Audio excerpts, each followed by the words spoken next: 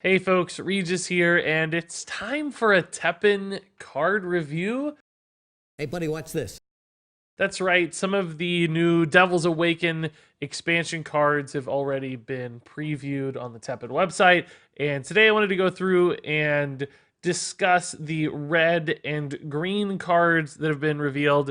We'll do the purple and black element cards in a follow-up video. So I think we have something like 12 cards today here to look at. That said, let's go ahead and jump into these. Up first here, we have the Impusa Queen, a 5 MP 2/7 for red, and that character has the tiniest head I've ever seen if you look really, really closely there at the top of their body.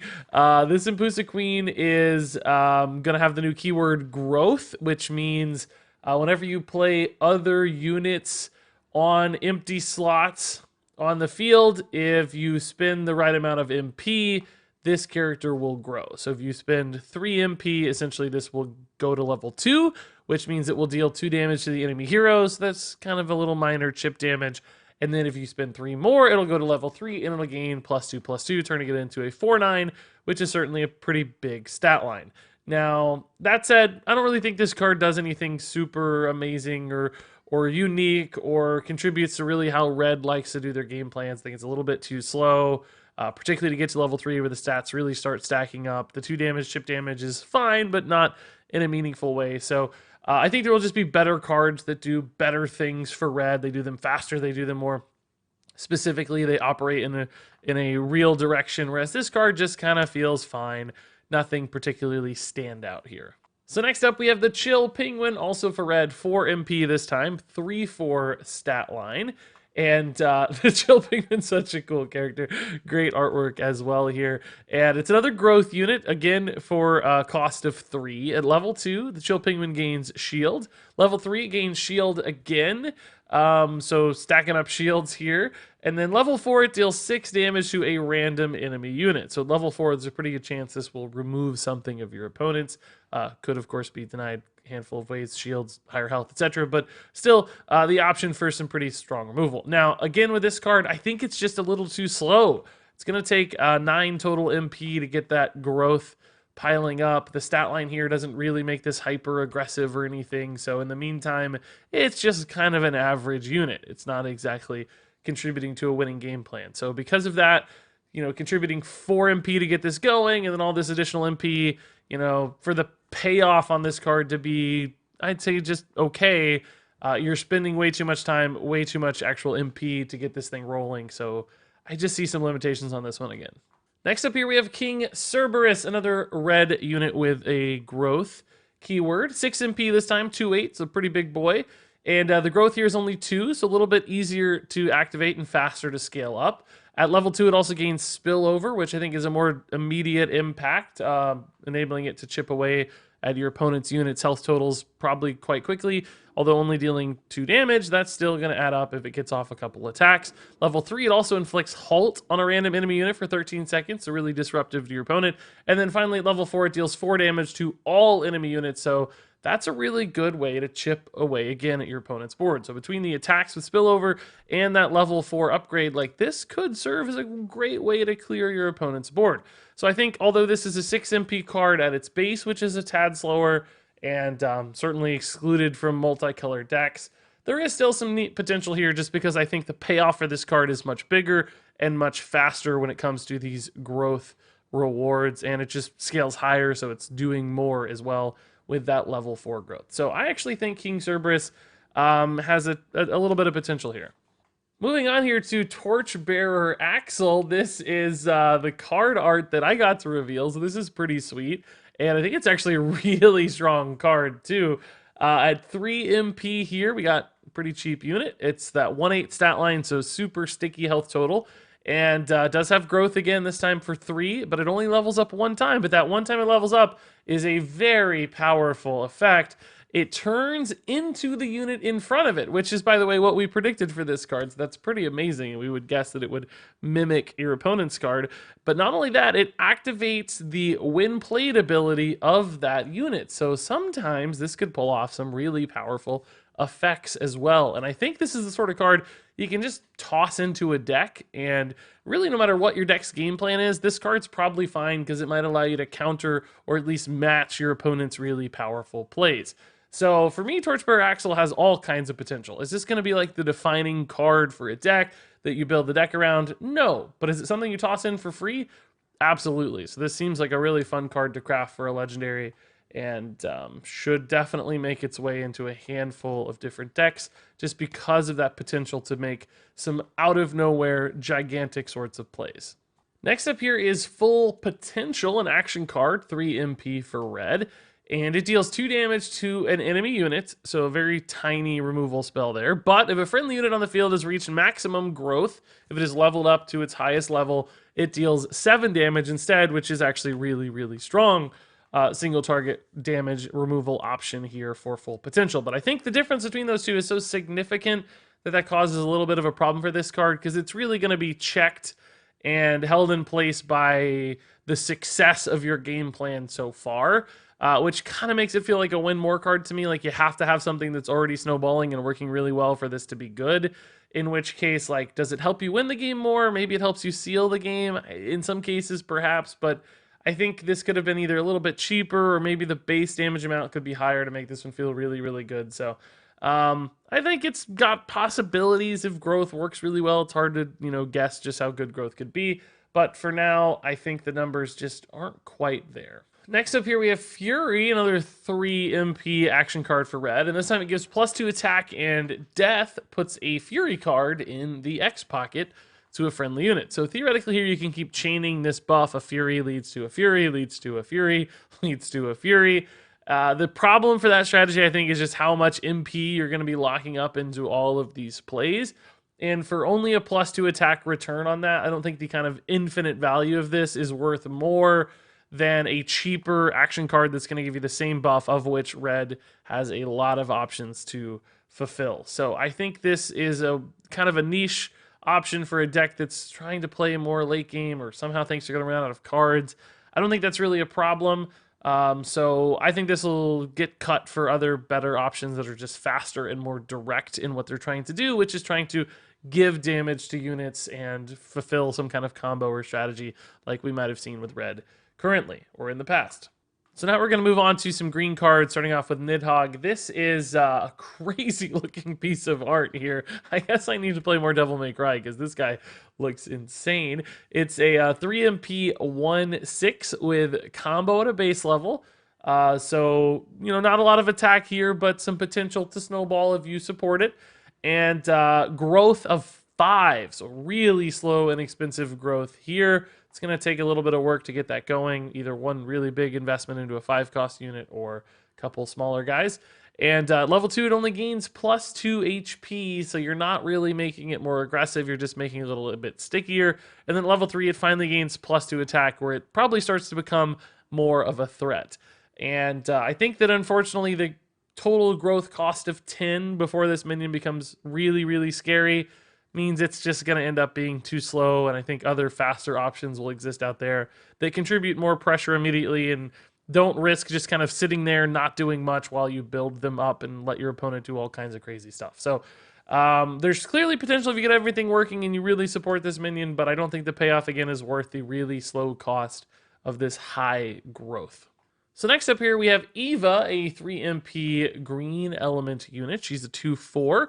And when played, she gives an additional +2 growth points to a random friendly unit with growth. So this is kind of an accelerator for some of your growth level ups. I think the problem here is so far, the growth rewards I've seen don't really make it worth it, because this is otherwise a fairly just average unit who's not really contributing to your game plan. So you're taking up a board slot just to support something else. And there are still ways to do growth or contribute growth points without having a card that's specifically for that. So I think she becomes a little bit too niche unless there's just some really insanely powerful growth card that you're trying to buff as quickly as possible and level up as fast as you can.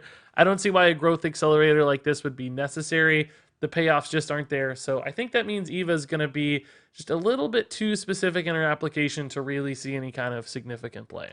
So next up here we have the God Car Machine O Inari. I wish I knew more about what that name was all about. 7 MP unit here for green, a 3/9 stat lines, another big boy, and 2 effects here, Heavy Pierce and Veil. In case you need a reminder what Heavy Pierce is, that means when this defeats a unit, fully defeats it, it will apply its full damage also to the enemy hero. It's not just excess damage like Pierce. It also has Veil, so a lot of kind of stickiness here. It's going to be hard for your opponent to address this minion because hero arts and action cards will not be able to target it. So what that means is here with God Car Machine, if you can invest in it and buff it a ton, your opponent's kind of helpless. Like if they play something to block and it defeats it, well, they're just taking all that damage anyway. So I do feel like there's some big setup and combo potential with this card.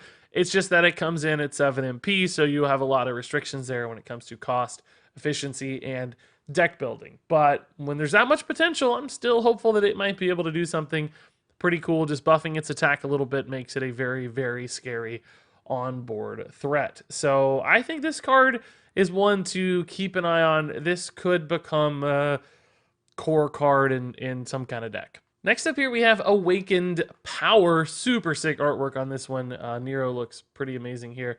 And it's a 1 MP action card for green that gives 5 growth points to a friendly unit with growth.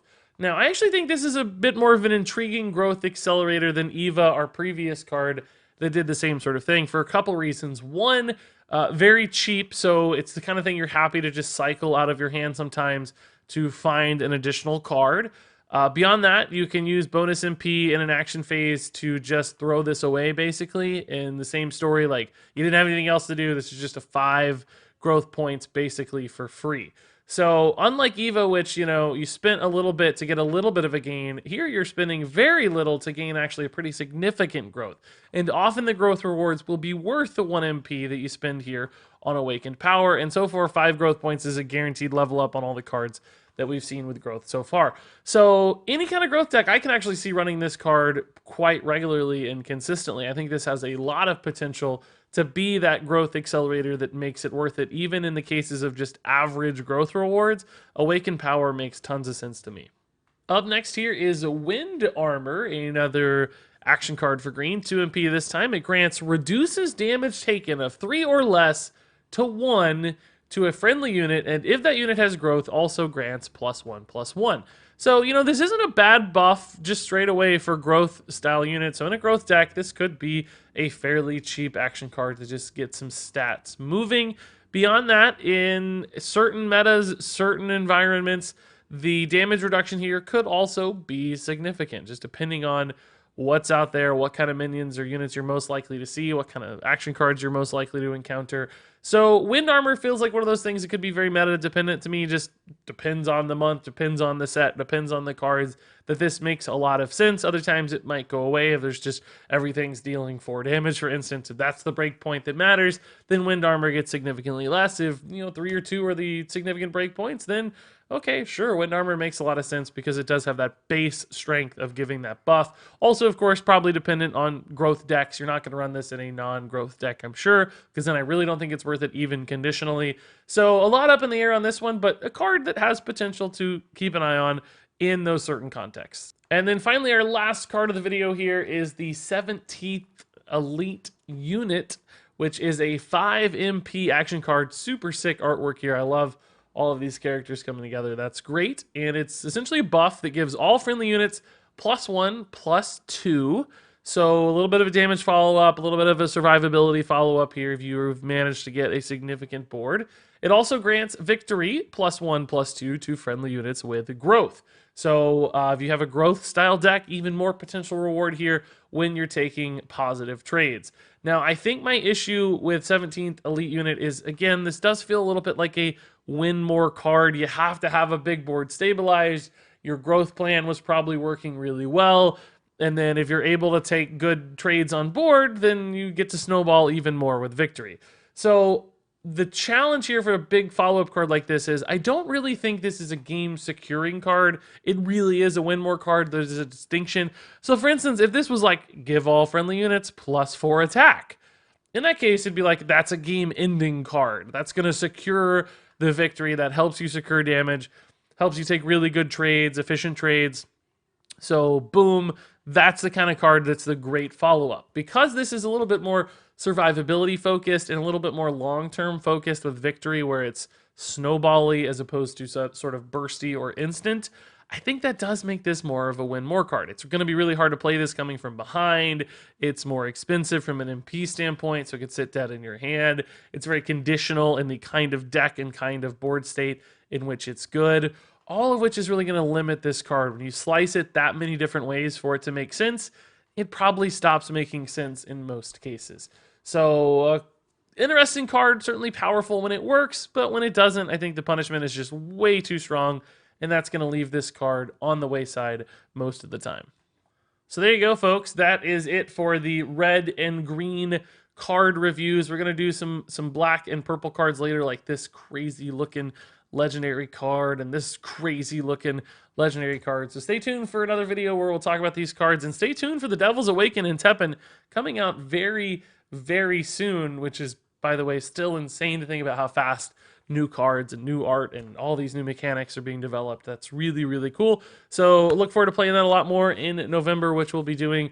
And in the meantime, stay tuned for more cards. If you want to download Teppen, there are going to be some handy links in the description and hopefully comments below as well. So give it a shot, test out these cards. It's free to play, very low risk. I think you'll enjoy it. We've got a lot of people in our little community here having fun with Teppen. That said, thanks much for watching, and until next time, game on.